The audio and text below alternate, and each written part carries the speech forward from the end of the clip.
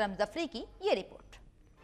अहमदपुर शर्किया में बकरा ईद के करीब आते ही नाजायज मुनाफाखोर मसनूई महंगाई पैदा करने के लिए सरगर्म हो गए हैं, जिसकी वजह से फल और सब्जियां आम आदमी की कुव्वत खरीद से बाहर हैं। खास तौर पर बकरा ईद पर इस्तेमाल होने वाली अशिया टमाटर जो एक हफ्ता कबल 30 रुपए किलो में फरोख्त हो रहा था, अब इसकी कीमत 100 रुपए किलो तक जा पहुंची है। इसी तरह अदरक 80 रुपए से 160 रुपए, प्याज 30 रुपए से 50 रुपए, आलू 50 रुपए से 80 रुपए, लहसुन 200 रुपए से 300 रुपए किलो तक फरोख्त किया जा रहा है और दुकानदार बगैर लिस्ट के ये अशिया महंगे दामों फरोख्त कर रहे हैं, जिन्हें कोई पूछने वाला नहीं। टमाटर महंगा हो गया, अदरक महंगी हो गई, सब्जी वगैरह ये प्याज आलू ये जो महंगी हो गई, गरीब कहाँ जाए। जो कुछ कमाते हैं पेट भी पूरा नहीं होता, ऊपर से ईद पे आने से पहले सब कुछ महंगी कर दी है।